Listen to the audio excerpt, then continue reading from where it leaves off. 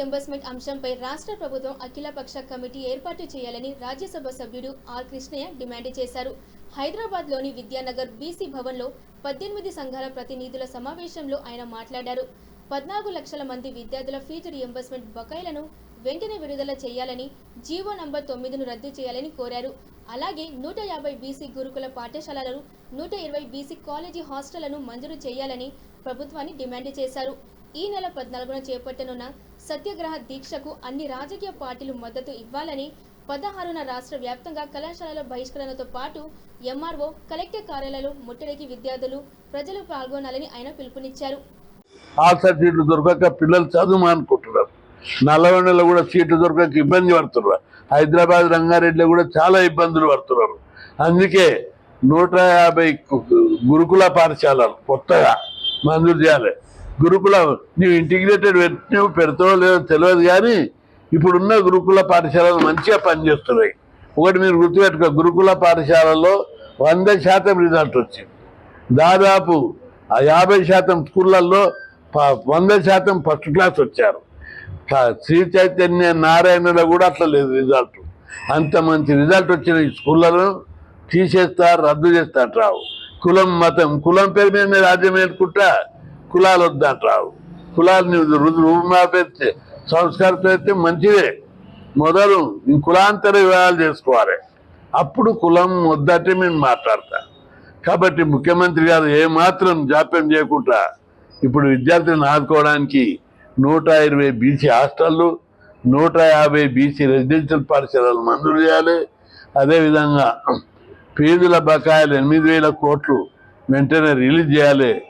అందులో భాగంగా ఈ నెల 14న జరుగుతున్న సత్యాగ్రహ దీక్షకు అందరినీ నేను ఓపెన్గా ఆహ్వానిస్తున్నా. వచ్చి మీరు మద్దతు ప్రకటించండి అని చెప్పి నేను విజ్ఞప్తి చేస్తున్నా. ఈ నెల 16న రాష్ట్ర వ్యాప్తంగా అన్ని జిల్లా కేంద్రాల్లో, మండల కేంద్రాల్లో, నియోజకవర్గ కేంద్రాల్లో కాలేజీలు బైకాట్ చేసి, ర్యాలీలు తీసి, MRO office, collector office, RDO ఆఫీసులు ముట్టడి చేయాలని చెప్పి పిలుపునిస్తున్నారు.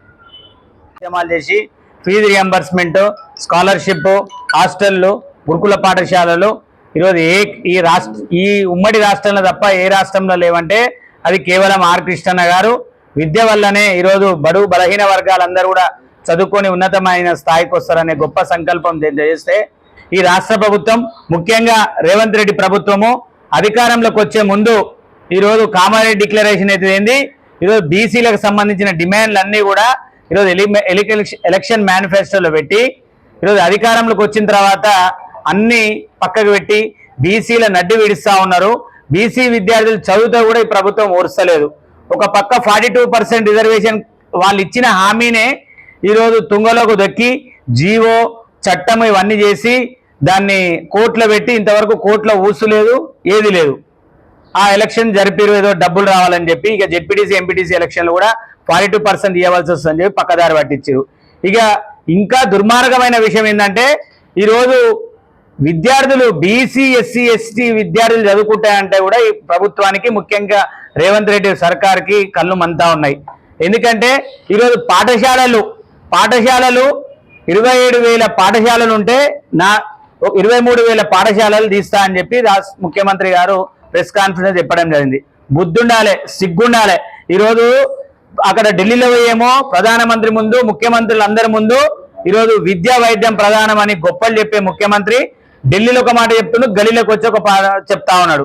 ఈరోజు 23,000 పాఠశాలలు తీస్తే విద్యార్థులందరూ ఎక్కడ చదువుకుంటారు అంటే ఊర్లలో. ఈరోజు 2009 ప్రకారం విద్యా హక్కు చట్ట ప్రకారం ఎస్సీ, ఎస్సీ, ఎస్టీ, బీసీ మైనారిటీలందరూ చదువుకోవాలంటే ఈరోజు ప్రభుత్వ పాఠశాలలు తీసి ఆ జాగాలన్నీ అమ్ముకుందాం అనుకుంటున్నావా?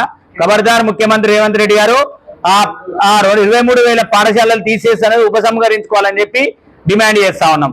రెండోది, ఈరోజు ఫీజు రియంబర్స్మెంట్ అనే స్కీమ్ ఒక గొప్ప స్కీము 5 రోజులు ఆర్ కృష్ణ అమరణ దీక్ష చేస్తే ఈరోజు స్వర్గీయ రాజశేఖర రెడ్డి గారు చిన్న కులాలందరూ కూడా ఇంజనీరింగ్, ఎంసీఏ చదువుకోవాలని, ఈరోజు సమాజం సమూల మార్పు రావాలంటే విద్య ద్వారానే వస్తుందని చెప్పి అది పెట్టుబడి కాకుండా ఈరోజు ఒక పెద్ద మంచి సొసైటీలో ఒక పెద్ద పెను మార్పు